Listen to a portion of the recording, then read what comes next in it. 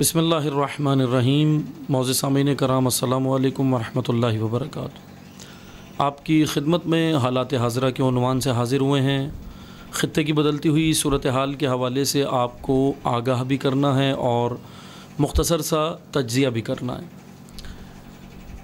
Ukraine और Russia की जो जंग है इस वक्त वो बहुत ही दिलचस्प मरहले में दाखिल हो गई है। इसके हवाले से मैं आपको चंद चीज़ें बयान करूँगा और इसके ऊपर मुख्तसर सा तज्ज़िया भी करूँगा। सबसे पहले कि रशिया और यूक्रेन की जंग इस वक्त दिलचस्प मरहले में जब दाखिल हुई कि जब यूक्रेन ने अपने इलाके रशिया से वापस लेना शुरू किए। इस वक्त जो सूरत हाल है रशिया और यूक्रेन की जंग की, इस वॉर की जो सूरत हाल है वो बदल गई है।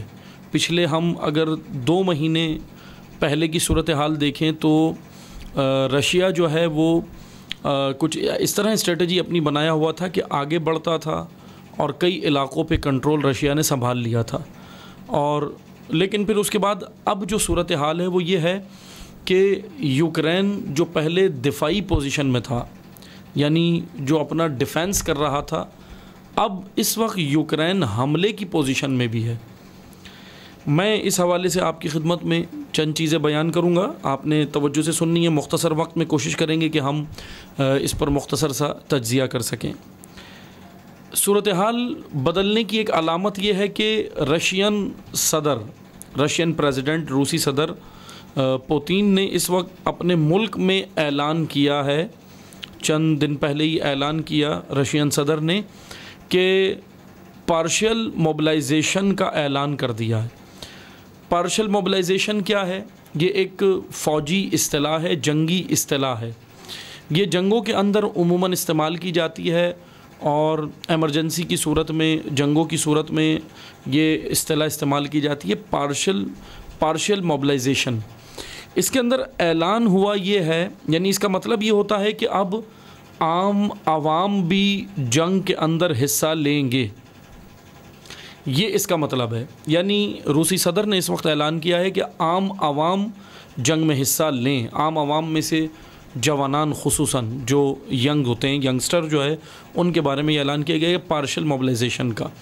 अच्छा, अब ये अहम इसके साथ जो सूरत हाल हुई वो ये हुई कि रशिया के अंदर बाज़ लोग तो ठीक है अपने मुल्क के दिफा के लिए तैयार हैं और जो है वो हिस्सा लेने के लिए तैयार है, लेकिन बाज़ लोगों ने जो इस वक्त रिसर्च की वो एक अहम और अजीब सी रिसर्च थी जो गूगल के ऊपर उन्होंने ज़्यादातर की और दीगर जो है वो साइट्स के ऊपर उन्होंने ज़्यादातर की। वो ये थी कि अपना हाथ किस तरह तोड़ा जाए।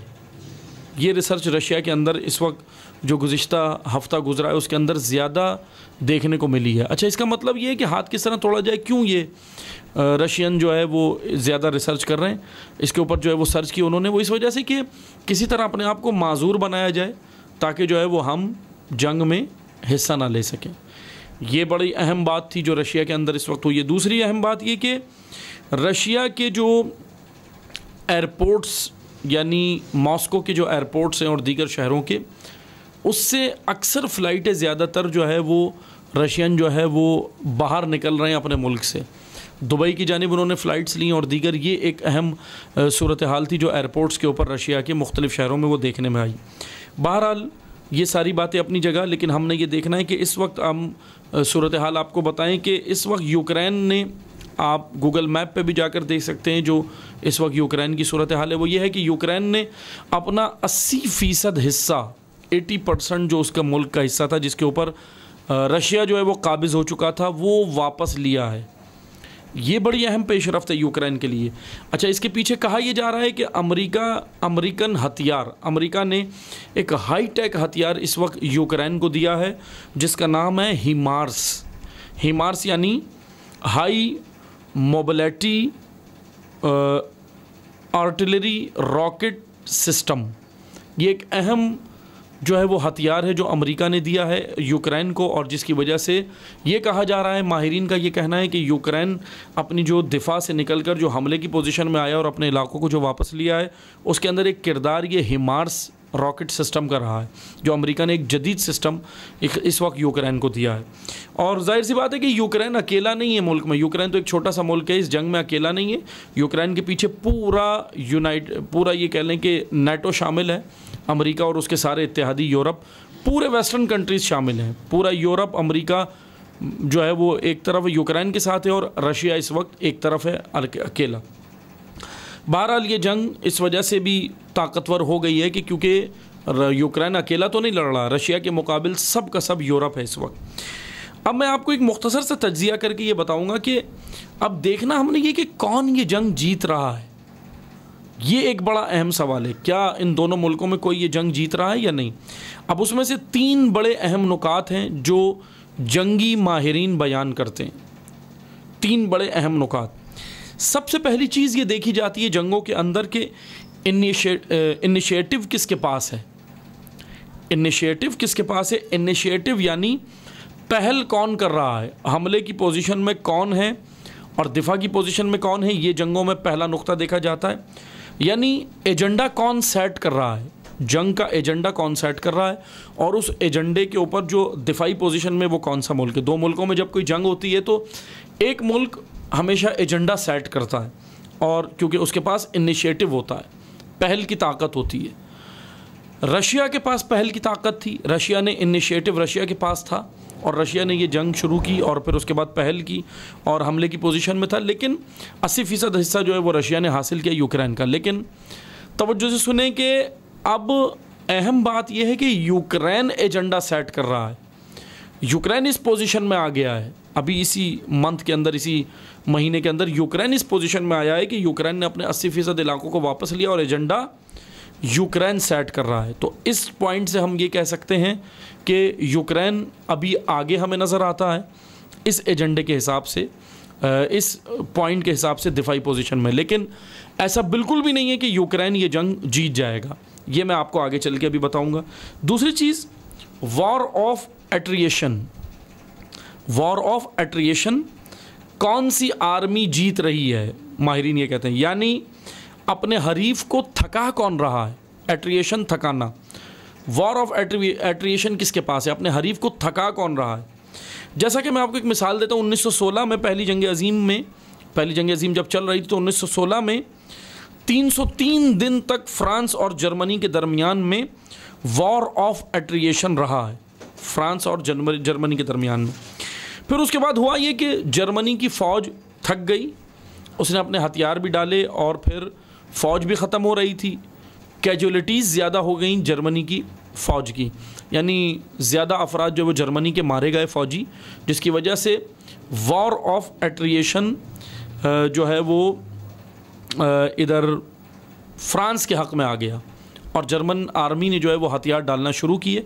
1916 में ये हुआ, 303 दिन तक ये जंग चली थी। अब यही पोजीशन इस वक्त डॉनबास रीजन, यूक्रेन का इलाका है डॉनबास रीजन, या आप गूगल मैप पे सर्च करें जाकर, आपको नज़र आएगा मशरक़ी यूक्रेन में कि डॉनबास रीजन में इस वक्त यही सूरत हाल है रशियन आर्मी और यूक्रेन की आर्मी के दरमियान में। यानी दोनों अफवाज कोशिश ये कर रहे हैं कि एक दूसरे को हम थकाएं।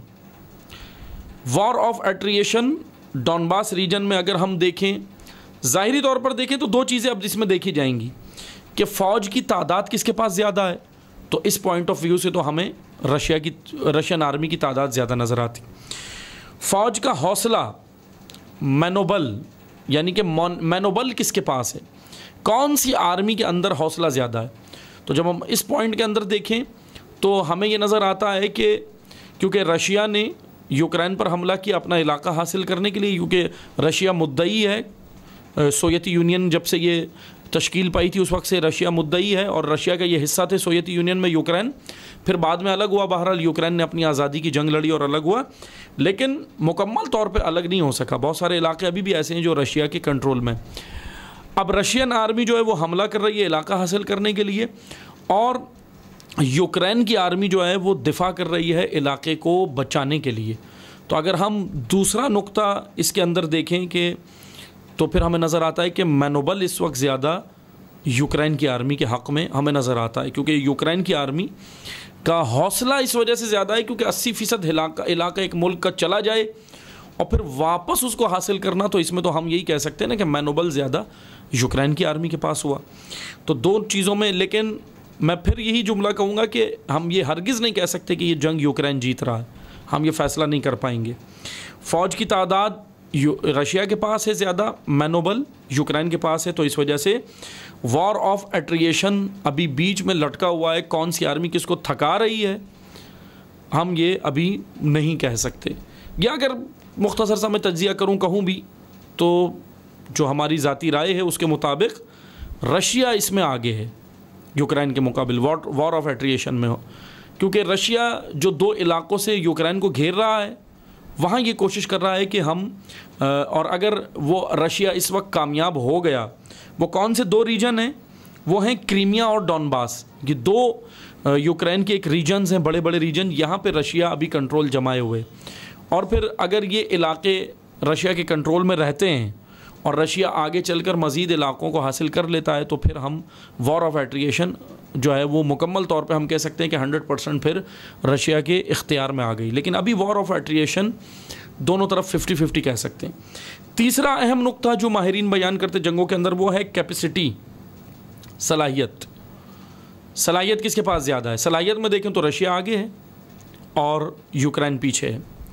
इक्विपमेंट, दूसरी चीज़ सामान, इक्विपमेंट, जंगी सामान किसके पास ज़्यादा है?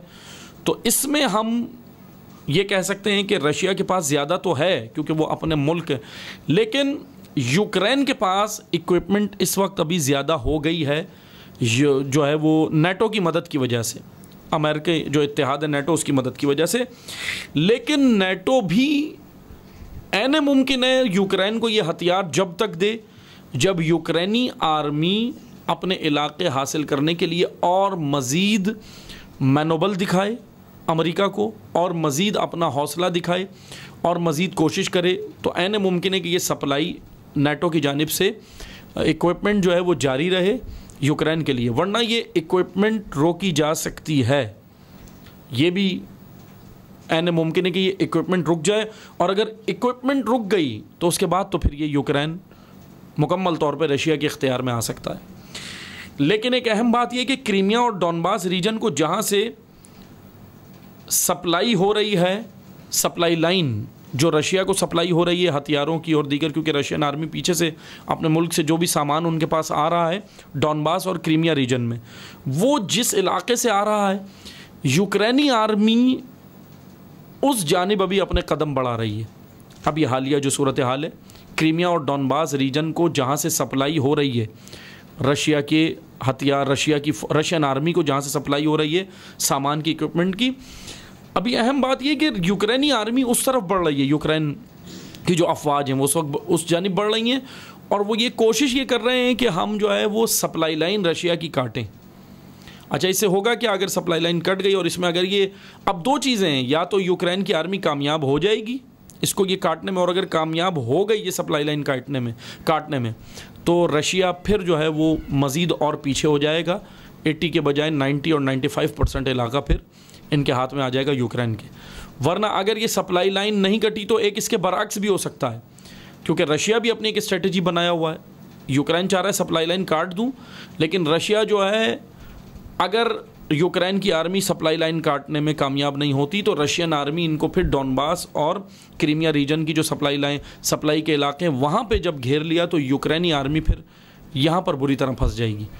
तो यानी ये कह लें कि ये एक रिस्की काम है जो यूक्रेन कर रहा है, या तो सप्लाई लाइन काट देगा या फिर अगर नहीं काट सका तो फिर रशिया मज़ीद इस जंग के अंदर अपने कदम जमा लेगा। ये 3 वो पॉइंट हैं जो जंगी माहिरीन कहते हैं। इनिशिएटिव किसके पास है, वॉर ऑफ एट्रिएशन, कौन सी आर्मी किसको थका रही है, और तीसरी चीज़ है कैपेसिटी जिसके अंदर इक्विपमेंट भी आती है। ये तीनों चीज़ें हमने मद्देनज़र रखनी है इस जंग के अंदर और देखना है कि भाई कौन ये क्या कर रहा है। एक अहम बात यह है कि रशियन सदर ने इस वक्त ऐलान भी किया कि वो धमकी भी दी बाकायदा उन्होंने कि वो जो है वो न्यूक्लियर बम इस्तेमाल कर सकते हैं, यानी एटम बम इस्तेमाल कर सकते हैं। हालांकि बहरहाल अभी उनके पास ये ऑप्शन नहीं है, ऐन मुमकिन है वो ये काम ना करें। उसकी वजह ये कि उनके पास अभी ऑप्शंस काफ़ी हैं। रशियन सदर के पास अभी ऑप्शन काफ़ी हैं, अभी उनकी फ़ौज की तादाद कम नहीं हुई, फ़ौज की तादाद अच्छी खासी मौजूद है। इसके अलावा रशिया के पास एक और ऑप्शन ये है कि वो बहुत सारे इक़दाम कर सकता है। यूरोप को नेचुरल गैस है वो सप्लाई जो बंद कर सकता है, जो अभी रशिया ने नहीं की है। नेचुरल गैस जो उसके पास है वो उसको बंद कर सकता है यूरोपीय ममालिक को। और दूसरी अहम बात यह है कि यूक्रेन के अंदर जो इंफ्रास्ट्रक्चर है शहरों के अंदर, यानी जो सिविल इलाके हैं, अभी रशिया के पास ये ऑप्शन भी है कि वो यूक्रेन के सिविल इलाकों पे भी जो है वो मसलन हमला कर सकते हैं। अभी सिर्फ फ़ौजों के दरमियान में चल रहा है, अभी सिविल एरियाज़ के अंदर रशिया ने नहीं किया, लेकिन एनएमओ अभी उनके पास ऑप्शन हैं। यानी हम ये नहीं कह सकते कि व्लादिमीर पुतिन जो है वो इस वक्त ये काम करेगा कि बम मार देगा, एटम बम, नहीं, अभी नहीं मारेगा, क्योंकि अभी इस वजह से नहीं कि अभी उसके पास ऑप्शन हैं। अभी रशियन सदर के पास काफ़ी ऑप्शन हैं। अगर वो ऑप्शन सारे फेल हो जाते हैं तो फिर ये भी हम नहीं कह सकते कि वो ये काम नहीं करेगा, क्योंकि बहुत सारे काम रशियन सदर ने किए हैं और मुमकिन है कि वो एटम बम की जानिब चला भी जाए, न्यूक्लियर बम। लेकिन ये आसान भी नहीं है। बहरहाल दो बातें हैं, इस वजह से मैं दोनों बातें आपसे शेयर कर रहा हूँ कि आसान भी नहीं है, और रशियन सदर का जो इस वक्त एटीट्यूड है, जो रवैया है, उसको देखकर ये भी कहा जा सकता है कि ये मुमकिन भी है, हो भी सकता है। लेकिन जब हालात के तकाज़े हम देखें तो फिर हमें ये नज़र आता है कि रशियन सदर के पास काफ़ी ऑप्शन है, इसलिए आसान भी नहीं है। बहरहाल मुख्तसर मैं आखिर में ये अर्ज़ करूँगा कि ये जंग वर्ल्ड वॉर 3 की जानिब जा रही है, गई नहीं है लेकिन जा रही है। या तो इस जंग में होगा ये कि अच्छा फिर जंग ख़त्म कैसे होती हैं, जंगें ख़त्म कैसे होती हैं? जंगें हमेशा मुआहिदों पे, सीज़ फायर पे ही ख़त्म होती हैं, लेकिन सीज़ फायर के लिए रशिया बिल्कुल भी तैयार नहीं है। उधर से यूक्रेन अपना मुल्क छोड़ने के लिए बिल्कुल भी तैयार नहीं है। तो इसलिए ये जंग हमें ख़त्म होती हुई नज़र नहीं आ रही, ये जंग हमें फैलती हुई नज़र आ रही है।